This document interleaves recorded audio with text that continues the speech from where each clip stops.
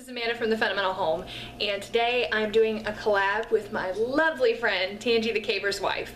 We were talking this morning, and we were both talking about making sauerkraut. And the difference is that I was going to make a small batch, and she is making a large batch. So if you would like to learn how to make large batch sauerkraut, I want you to head over up to this link. I'm on the wrong side, but that's okay. To see Tangi the Caber's wife make large batch sauerkraut. But if you only have a little bit of cabbage and you're interested in making just a small batch with what you have in the home, something you can enjoy in just a few days, I'm going to show you how to do that right here. So first thing I want to show you is what I have. So a few days ago, a friend of ours gave us an entire head of cabbage, and I had made some coleslaw. But coleslaw is not something that everybody in my household enjoys, so I only used half a head of cabbage to do that. And if you're interested in knowing how I made it, I took half a head of cabbage, shredded it, took 1 carrot, shredded it, and then I added a 1/4 cup of mayonnaise, real mayonnaise, not salad dressing, and about a teaspoon of sugar, a teaspoon of vinegar, a little bit of salt, and there it is. It was very, very simple. But I had this other half of cabbage here, and I didn't want to make more sauerkraut. There were a few other things I considered making. I thought about making some cabbage rolls, but it really wasn't enough for that, so I thought I'd make a small batch of sauerkraut. And I did another video where I showed you this jar. Now this jar I found at a thrift store the other day. I will link up at the top of the screen. You can check that out to see when I purchased this jar. But the important thing about this jar is that another jar can fit inside of it. So here's another jar right here, and you can see that it just will fit right inside of this. So once I get my sauerkraut in there, I'm actually going to put some rocks or something in the bottom of this jar and put it on top, because we're going to want to press the sauerkraut down in its own juices. So these are kind of the things that you need. You're going to need a little bit of kosher salt. I'll pull that out here in a second, and you can see the kosher salt that we'll need to actually make the sauerkraut. So let me get everything together and we will start making our kraut. First thing I'm going to do with my sauerkraut is I cut it in half, and then I'm going to take the core out. And once I do that, I'm actually going to start shredding it with my upright shredder right here.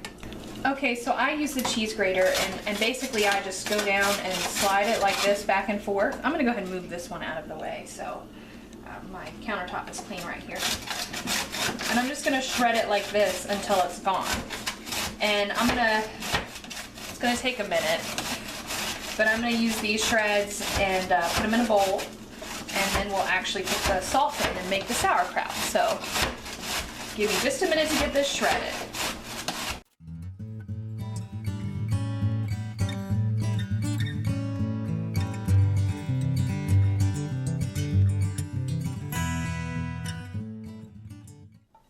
So the cabbage has been shredded and it's in the bowl, and I'm getting ready to add the kosher salt. And here's my kosher salt. Now, for a normal head of lettuce, you want to take 1.5 teaspoons of kosher salt and add it to the lettuce, oh, excuse me, the cabbage in the jar, or in the bowl. But this was actually quite a large head of cabbage. I'm not sure if you could tell from the video, but it was actually very large. So this half head of cabbage is actually about the size as a normal full head of cabbage. So I am going to still use 1.5 teaspoons, but just know because this came from someone's garden, I think they just had a really large head. So you'll have to sort that out. If it's just a regular, normal, small head of cabbage from the grocery store, then you want 1.5 teaspoons. But if you have a large one, you can do it for half of a head of cabbage if you're just trying to use up your leftovers like I am. So I'm going to go ahead and add that in now. Okay, so here is my first one, and I went a little over, but that's okay because I don't mind a little extra salt. I just don't want to be too little salt. And this is in a 1/2 teaspoon measure.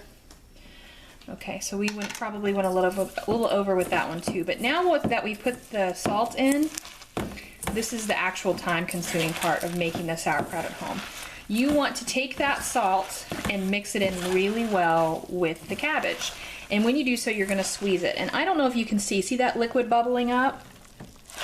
You're going to get all of the liquid coming out of this cabbage. And it's going to take probably 5 to 10 minutes. Now, if I had done thicker shreds, if I'd have shredded it with a knife by hand and had thicker shreds, it probably would take a good full 10 minutes to really massage it all in and get all that liquid out.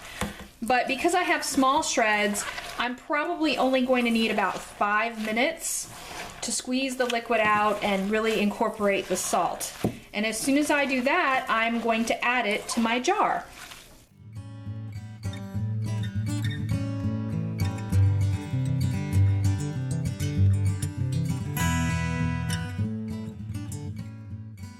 So it really only took me about 3 minutes to squeeze the cabbage down, and you can see there's loads of liquid in there coming out the side.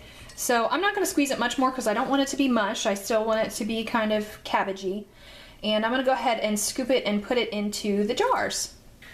This jar was the one that I got at the thrift store. So I've cleaned it and I boiled it and I've sanitized it and I made sure it was nice and clean before we got started. I did actually get a little bit of cabbage in there when I was shredding, but it actually was cleaned and sterilized before we got started. And that's important because we're doing the fermentation process here.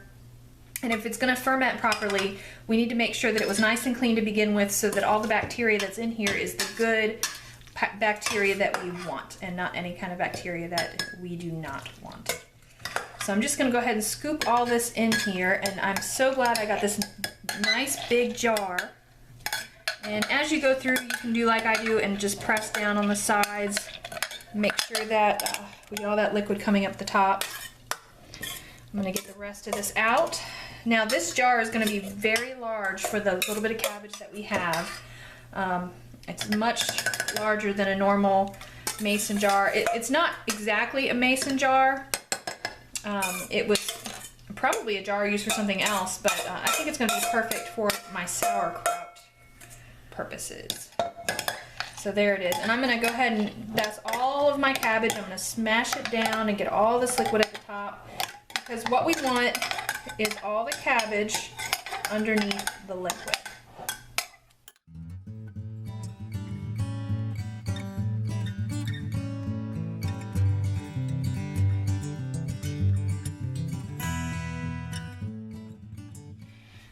Okay, and I've got some regular water in here to weigh this down. So you can see when I put the water in, the liquid rises, excuse me, the jar in, the liquid rises up over the actual cabbage. And that's what we want. We want to have a really good space between the cabbage and the top of the liquid. And that is what keeps all of the good fermenting happening down here at the bottom. So what I'm going to do with this is I'm going to set it in a bowl. So let me go grab my bowl. Okay, I've set this in my bowl, and it's going to go in a cabinet. It's going to sit at room temperature in a cabinet for between 3 to 10 full days. And as it sits, you're going to see the ferment, you're going to see the bubbles as it ferments coming out toward the top, and that's good. And sometimes even a little bit of scum comes at the top, and that's fine too. You can look online for pictures. What you don't want is mold, but you shouldn't have any issues with mold so long as the actual cabbage stays down below the top of this liquid line for the kraut liquid, not the liquid that's in this jar. So I am going to go ahead and put this in my cabinet, but first, one more thing I forgot to mention. You want to take a cloth and cover the top of this and make sure you seal it. I'm going to actually take probably maybe just some kind of old cloth, old t-shirt, old sock, something that's breathable, and put it over the top and tie actual tie or rubber band or something around the outside so that there is a layer, and that's just to keep like flies and other things out of it. It's going to be in the cabinet, but still we want to make sure that it's protected. Okay, and here it is all tied up. I just used some fabric from a sheet that was torn, and I used a little piece of yarn that we had, and this is exactly how it is going to go into my cabinet. Okay, so that's really it for making the sauerkraut in a small batch. You just take your jar, you're going to put it in the cabinet, let it sit for 3 to 10 days, and then just keep an eye on it, make sure it's good. You'll know if it's bad because it will smell really bad, but it'll be fine. In a few days, I'm going to come back and show you what's happening, and then you can see what it looks like when it's entirely done. And I might even have somebody taste test that for you.